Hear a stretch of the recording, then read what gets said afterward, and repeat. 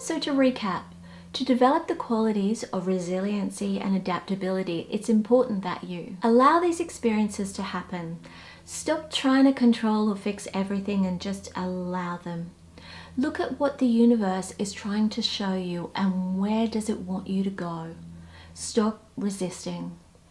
Observe yourself and where life is taking you. Step back a little bit and you might get to see the pattern or where you're going. And number 3, accept that some of your beliefs might be outdated and be open to new information, new experiences, even starting over again.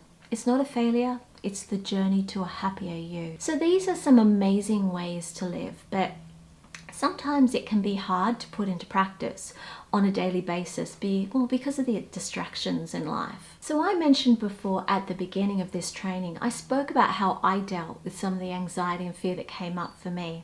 I stepped away occasionally from social media, from news, and even from some people just to emotionally protect myself. I felt the stress in my body, a stress I actually hadn't experienced for a long time, and I had to really take some time out to investigate for myself what the core issue was. I felt off kilter and had to set up some stuff in my life to get myself back to being centered again. And I did this by stepping back into myself. It's all about reassessing your self-protection, your boundaries that keep you emotionally safe. And sometimes it's about looking within for the answers rather than out in our rather insane world at the moment. Can you imagine what it'd be like to do this? So I meditate regularly, and during this time I mentioned, and even still now, I've amped it up. I now meditate every day. And the same thing with journaling. So the journaling I do after meditation. So along with the other suggestions I mentioned here, there are other ways that you can get more clarity and to become more resilient. And just as I mentioned before, it's stepping away from social media, from news, and even from people who you need to maybe emotionally protect yourself a bit from. And if you can, to meditate and journal daily and to open yourself to healthy connections with others too. So, and I emphasize healthy connections. It's important to get support from other people. These will all help you to not take on so much fear and anxiety, and will actually boost you both emotionally, mentally, and physically.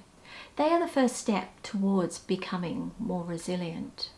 Now, these suggestions I've made today will help you begin to deal with the bumps in life, but they're only a few and there are so much more. So you see, for you to navigate life in a way that keeps you safe, helping you to become a better person or a better version of you, you need to increase your personal power.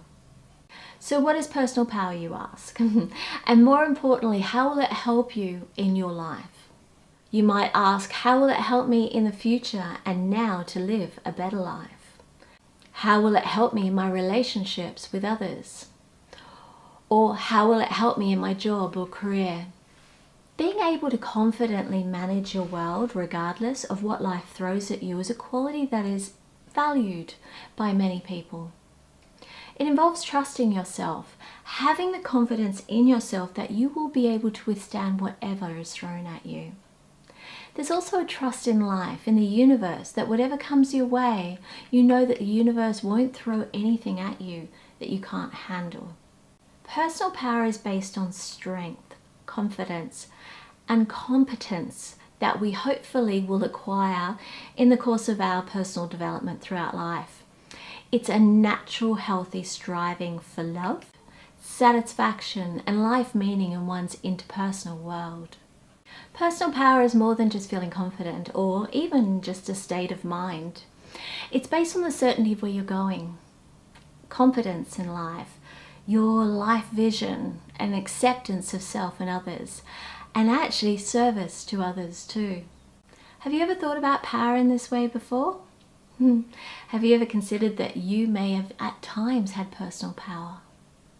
Sometimes we can have this in our work or in our job, but as human beings we have a tendency to give our power away in so many subtle ways that we're not even aware we're doing it. And some of the common examples here are procrastination, being jealous of others, fearing confrontation or rejection, and sabotaging ourselves, and the ultimate one, people pleasing. But one of the sure ways to know that you're giving your power away is when you feel it. So do you feel a sense of being stuck? Do you feel unhappy? Do you feel tired, resentful, frustrated, or angry? Realizing you feel this way is the first step on the path to reclaiming your own personal power. Now you can take the necessary steps to discover ways in which you give away your power and ways to reclaim it.